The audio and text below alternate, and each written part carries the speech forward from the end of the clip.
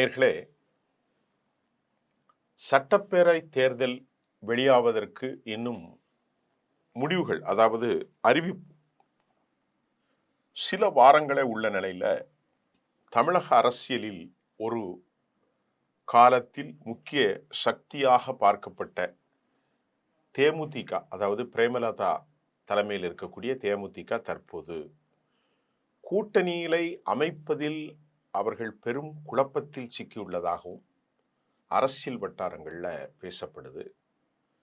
இதுல ரொம்ப முக்கியமா நாங்க பார்க்கிறது, திமுக மட்டுமல்ல, இந்த பிரேமலதாவின் மூலமாக சிக்கியிருப்பது எடப்பாடி, பாரதிய ஜனதா.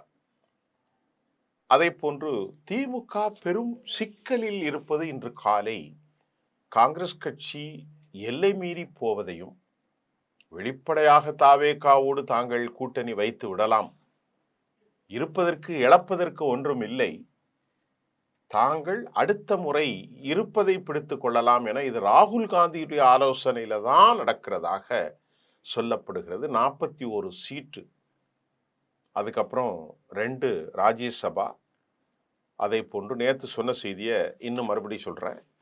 அதே போல 20% தமிழ்நாட்டுடைய உள்ளாட்சித்துறை லோக்கல் பாடி எலெக்ஷன்லங்கிறத கொடுக்குறாங்க. என்னதான் கனிமொழி பேசினாலும் அவர்கள் இறங்கி வர மறுப்பதும், திமுக அவர்களை வெளியேற்ற மறுப்பதும், தாவேகாவின் மூலம்தான் ஒரு புதிய கட்சியில் தாங்கள் இணைந்தால் தங்களுக்கான பெரிய அங்கீகாரம் தமிழ்நாட்டில் கிடைக்கும் என கிரீஷ் ஷொடங்கர் போன்றவர்கள் வெளிப்படையாகவே பேர ஆரம்பிச்சிட்டாங்க. மத்திய செய்தி தொடர்பாளர்கள் கூட கிரீஷ் ஷொடங்கர் போன்றவர்கள் தாவேகாவுடைய இணைப்பு குறித்து அவர்கள் பேசியிருப்பது திமுகவுக்கு பெரும் இழப்பு இல்லை என சொல்ல முடியாது. 4.5%, 5% வாக்குகளை அங்கங்க வச்சிருக்கிறாங்க. இதுல மைனாரிட்டி வாக்குகளும் இழக்கப்படும் அபாயம் திமுகவுக்கு இருக்கிறது. ஆக திமுகவினுடைய அரச தலைமை, அதே போன்று திமுகவினுடைய அறிவாலய தலைமை, திமுகவுடைய தேர்தல் வியூக தலைமை ரொம்ப ரொம்ப குழம்பி இருக்கிறது. அந்த குழம்பத்திற்கு காங்கிரஸ் ஒரு காரணம். நச்சரிச்சலின் உச்சபட்சத்தில் தேமுதிக எல்லாரையும் குழப்பிட்டாங்க. டெல்லியிலிருந்து உங்களுக்கு எவ்வளவு வேணாலும் நாங்க தர்றோம், எந்த வசதியும் பண்றோம்னு சமீட்சை தெரிவிக்கப்பட்டதால் பேராசிரியர் சீனிவாசன் ஒரு 3 நாள்ல ஒரு முடிவு வரும்.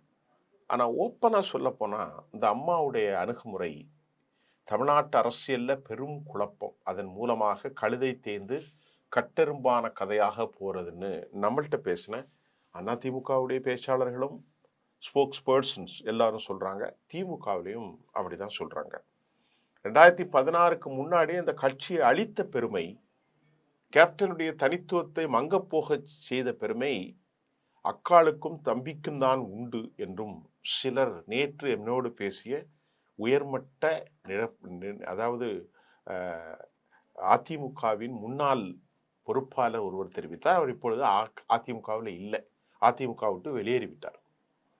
இதுக்கு காரணம் 2016 மக்கள் நல கூட்டணியில அவர் நடந்து கொண்ட முறையும், கட்சி அழிந்த முறையும், 1.64% இருந்து கடைசியில் 0.43க்கு அவர்கள் தேய்ந்து போனதையும் இப்போது சுட்டி காட்டுகிறார்கள். இப்ப நம்ம பார்க்கிறதுல தேர்தல் நேரம் நெருங்கி வரும்போது எந்த அணியில் சேர்வது என்பதில் தெளிவான முடிவை எடுக்க முடியாமல் அந்த கட்சியினுடைய தலைமை காத்திருக்கும் நிலை இப்போதும் தொடருது. இப்ப 2011 சட்டப்பேரவை தேர்தலில் தேமுதிக எதிர்கட்சியாக உயர்ந்தது. அதை அந்த அம்மா இப்ப சொல்ல வேண்டிய தேவையில்லை. அப்போது விஜயகாந்த் தலைமையிலான அந்த கட்சி தமிழக அரசியல்ல ஒரு மாற்று சக்தியா பார்க்கப்பட்டது. அவர் ரொம்ப ஆக்டிவா இருந்தாரு, நல்லா பேசக்கூடியவரா இருந்தாரு. ஆனா அதன் பின்னர் நடந்த தேர்தலில் அவங்க வெற்றியும் பெறல, அவரும் மரணித்து போயிருக்கிறார். 2016 அவருக்கான உடல்நிலை அவ்வளவு நல்லா சிறப்பா இல்லை. 11, 9, 10 இருந்ததான் அவரு. அதுக்கப்புறம் ஒரு 6, 7 வருஷம் தான் கட்சி ஆரம்பிச்சு, ஒரு 5 வருஷம் 6 வருஷம் தான் அவர் நல்லா இருந்தார். இப்படி பல்வேறு கூட்டணிகளில் தேமுதிக இடம் பெற்றாலும் அவங்க ஒரு தொகுதியில் கூட வெற்றி பெற முடியாத சூழல் உருவானது. கடந்த அதனுடைய உச்சபட்சம் 2024 மக்களவை தேர்தல்ல அதிமுக கூட்டணியில கடைசி நேரத்துல இணைந்த தேமுதிக 5 தொகுதிகளில் போட்டிட்டு தோல்வியை சந்திச்சிட்டாங்க. இப்ப விருதுநகரில் அவருடைய பையன் விஜய் பிரபாகரன், சினிமா நட்சத்திரம் ராதிகா சரத்குமார், மாணிக் தாகூர்லாம் போட்டிட்டாங்க. அந்த போட்டி கடுமையான போட்டியை ஏற்படுத்தி அவர் கடைசியில் வெற்றி வாய்ப்பை தவறவிட்டார். அந்த தேர்தலுக்கு பிறகு 5000 ஓட்டுல பிரேமலதா விஜயகாந்த் அவர்களுக்கு அதிமுகவோடான அந்த உறவு தொடரும் என எதிர்பார்க்கப்பட்டது. ஆனால் ராஜ்யசபாவில் இடம் வழங்கப்படாதது. தேமுதிக தலைமையில் இருக்கக்கூடியவங்க எல்லாம் ரொம்ப ரொம்ப அதிருப்தி அடைஞ்சிட்டாங்க.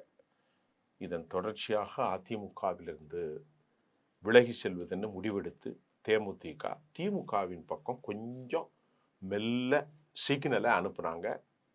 அவருடைய கேப்டனுடைய அந்த விழாவுக்கு உதயநிதி எல்லாரும் வந்தாங்க. அவங்க வீட்டுக்கு போனாங்க. இரு அணிகளுடன் பேச்சுவார்த்தைக்கு கதவுகள் திறந்திருப்பதாக அம்மா ஸ்ரீரங்கத்தில் ஆண்டாள் ஸ்ரீவில்லிபுத்தூரில் அவங்க பேசினாங்க. பிரேமலதா கூறினது கவனம் செலுத்துது. நீ யாரோட கூட்டணி இல்லை, எல்லாருமே எங்கள் கூட நல்லா இருக்காங்க, ஏன்னா எல்லோருமே எங்கள் கேப்டனுடைய அந்த என்ன சொல்றது இறந்த சமாதிக்கு வந்தாங்க அப்படின்லாம் அந்த அம்மா பேசி பிடிக்கானாம ஒரே நேரத்துல பேரத்தையும் சீட்டையும் பேசுறதுல இந்திய வரலாற்றில் இவர்களுக்கு சமமானவர்கள் யாரும் இல்லை. மிகப்பெரிய கபோட கண்ணர்களும் கூட இந்த அம்மாட்டன் தான் பாடம் படிச்சுக்கிடணும். ஒரே நேரத்துல நோட்டு, ஒரே நேரத்துல சீட்டு எல்லாம் பேசுறாங்க அப்படின்ட்டு ரொம்ப எரிச்சலோடு ஒரு மூத்த தலைவர்கள் நம்மோடு பேசிக் கொள்கிறார்கள். இதற்கிடையில பிரேமலதா விஜயகாந்த் இந்த நிலைய திமுகவும் அதிமுகவும் தங்கள் கூட்டணி வாய்ப்புகளை பெரும்பாலும் இறுதி செய்து விட்டதாகவே தெரிகிறது. காங்கிரஸ் கட்சி ஒரு குழப்பம் இருந்தாலும் ஒரு நப்பாசை எப்படியாவது இவனை உள்ள கொண்டு வந்துடலாம் அப்படின்ட்டு பார்க்குறாங்க. காங்கிரஸ் கட்சி தாவேகாவோட சேர்ந்தா ஒரு பெரிய அளவில் இருந்தாலும் அது மீண்டும் தமிழ்நாட்டில் பாஜகவின் ஆதிக்கத்திற்கு வழிவகுத்து விடும் என செய்திகள் சொல்லப்பட்டதாகவும் ராகுலுக்கு, ஆனால் ராகுலும் இதில் கேம் ஆடுறாருன்னு தான் சொல்லப்படுது. பாஜக தலைமையிலான தேசிய ஜனநாயக கூட்டணியில் பல குழப்பங்கள் தீர்க்கப்பட்டன. இதனால தேமுதிக எப்படியும் ஒரு பெரிய கூட்டணி இணைக்கப்படும் என எதிர்பார்ப்பு இருந்தது.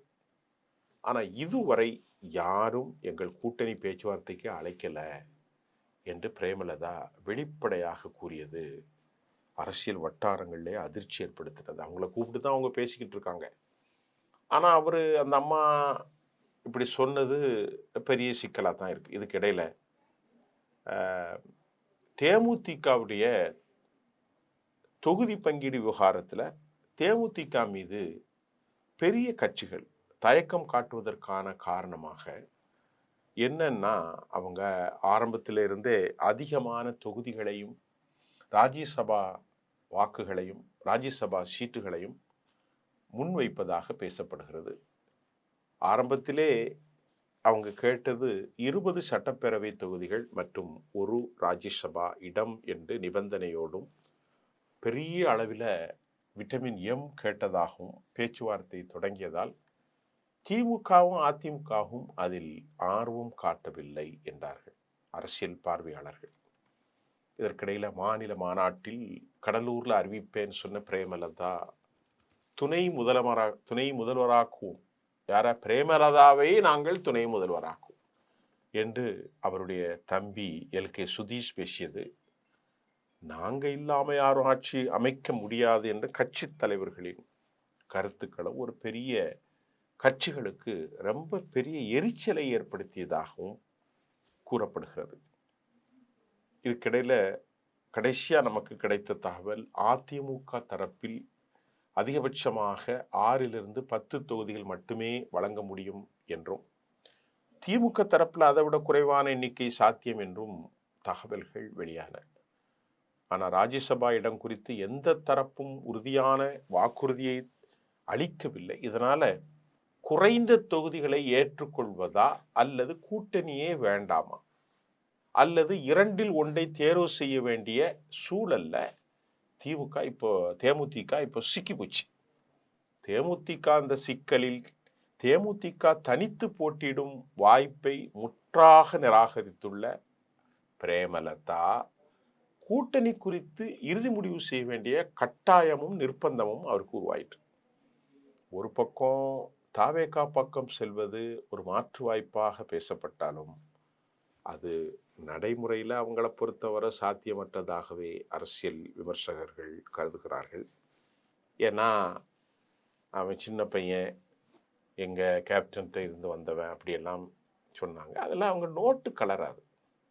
அதனால் கூட்டணி முடிவு எடுக்கப்படாத நிலையில் விருதுநகர் அல்லது சிவகாசியில் இந்த நிலையில் அவங்க ஒரு அறிவிப்பு வெளியிட்டிருக்காங்க. அது ரொம்ப முக்கியமான அறிவிப்பு. என்னன்னு பாருங்க. விருதுநகர் அல்லது சிவகாசி தொகுதியில் விஜய் பிரபாகரன் போட்டியிடுவார் என தேமுதிக தன் பிரச்சாரத்தை இப்போ தொடங்கிட்டாங்க. இந்த அறிவிப்புக்கு பின்னாலும் சில அரசியல் கணக்குகள் இருப்பதாகவும் சொல்லப்படுகின்றது. 2026 சட்டமன்ற தேர்தலில் எந்த தொகுதி உறுதி செய்யப்படுகிறதோ, எந்த கூட்டணி உறுதி செய்யப்படுகிறதோ, அந்த கூட்டணி எந்த பக்கம் என்பது தெரிய வரும் என அரசியல் வட்டாரங்கள் கூறும் நிலையில் எல்லா கட்சிகளுக்கும் எங்களுக்கு தோழமை கட்சிகள் தான் என்று நம்முடைய பிரேமலதா சமீபத்தில் பேட்டி ஒன்றில் கூறியிருந்தாலும் அவருடைய அந்த நிதர்சனம் இல்லாத அந்த தோழமையை அதிகாரப்பூர்வ கூட்டணியாக மாற்ற இதுவரை எந்த கட்சியும் முன் வராததே தேமுதிகவுக்கு ஒரு பெரிய சவாலாக தான் இருப்பதாக நமக்கு சொல்லப்படுகிறது.